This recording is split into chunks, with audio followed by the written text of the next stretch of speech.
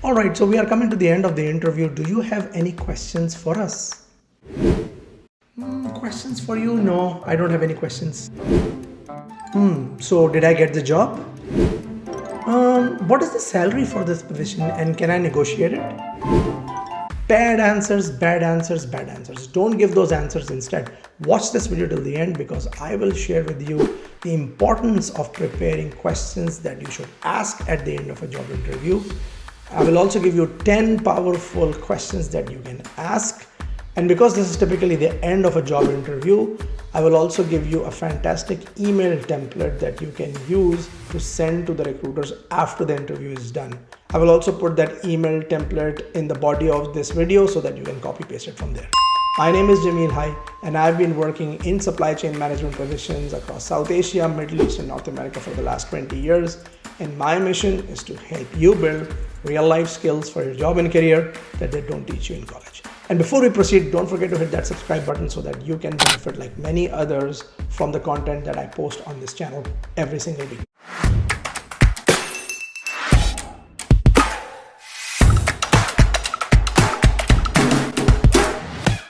So there are 3 reasons why it's so important to prepare questions to ask the recruiters at the end of a job interview. The first one is because this shows you your interest in the job or interest in the company. The fact that you are showing your inquisitiveness about the company tells the recruiters that, okay, this person is serious about applying for this role. It's not that he's just applying. It's not that he or she is just applying to many companies and we are just one of them. So it just shows a genuine interest in that company specifically. The second reason is it also shows you the level of research. Sometimes your questions could be about a policy that a company has, or it could be about the targets or the goals or the publicly communicated goals that the company has. So by asking questions like that, you are also demonstrating that, okay, you have done your research and you have not just come to this interview without any preparation.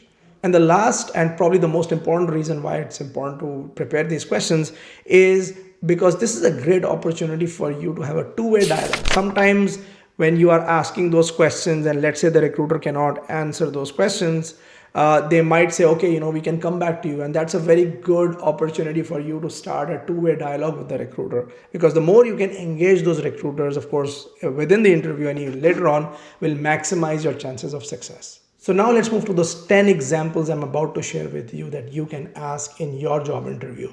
Now, one tip I would like to give you all before we get into those questions is that maybe pick 2 out of these 10 questions that you will be asking. And of course, keeping those 10 in mind is very helpful because you may want to change the questions that you may ask depending on the situation or how the interview went itself.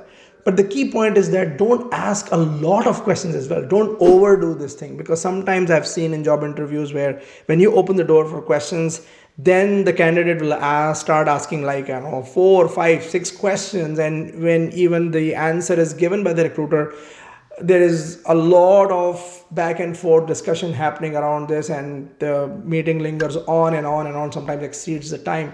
That is something which can be seen as a bit not non-professional, but something which can irritate your recruiters.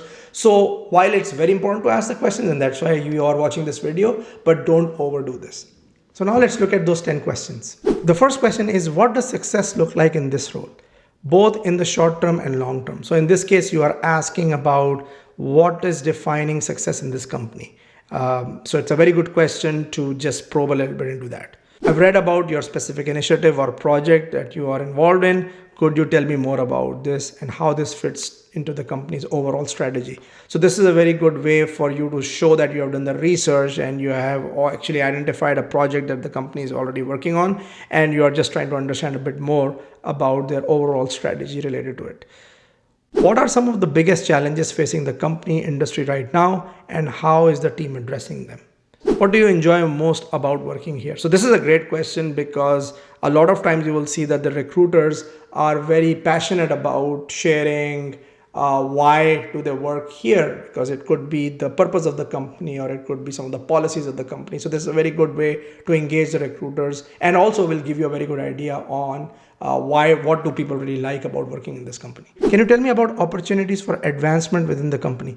So this is a very good way for you to show your inquisitiveness about what does growth look like, or what is it required to grow in this company. So you are demonstrating that you are not only planning to work here for this particular role, but you also have a serious desire to grow within this organization. What are the biggest challenges and priorities for this position in the first 30, 60, 90 days? Some time ago, I made a video about the book called The First 90 Days, and I strongly recommend you watch that video. I'm going to put the link over here in this video.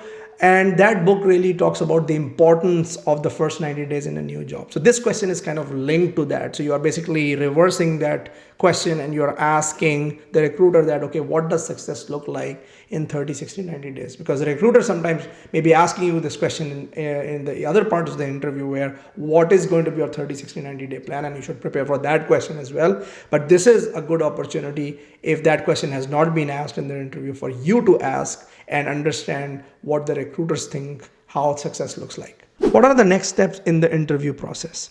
Can you tell me a bit about the company culture here? Can you tell me a bit about the team I would be working with? Is there anything I can do between now and the next step to further demonstrate my qualifications for this position? So this is another great way for you to show that enthusiasm about the job, that you have done the interview, but if the recruiters want to get more information to make up their mind, then you are offering them that option as well, which is a great way to show your engagement and your excitement. Now let's look at that email template I was talking about. So in the subject, you'll put thank you, the name of the recruiter, interview for, job title, whatever the job title is. Dear recruiter, thank you very much for taking the time to speak with me yesterday about the job and the company. I enjoyed learning more about the role and the team at this company.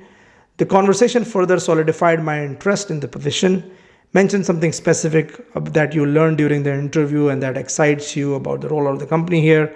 I'm confident that my skills and experience would be a valuable asset to your team. I'm particularly interested in mentioning something specific about the interview or a project. It could be anything specific related to that job. My experience in a specific area has prepared me to tackle these challenges head on and contribute meaningfully.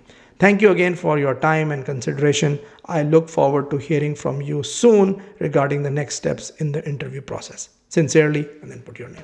So this is a great way for you to follow through. And imagine a lot of people who apply for jobs, especially the ones who are not watching this video, don't do this.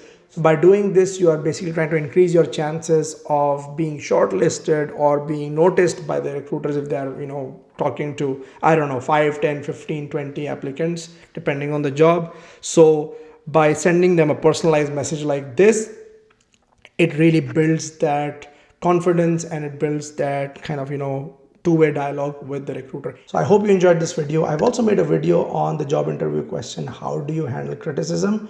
And I've made a specific video about how to prepare for second round of a job interview. So you can watch these videos by clicking over here. So keep watching and don't forget to subscribe.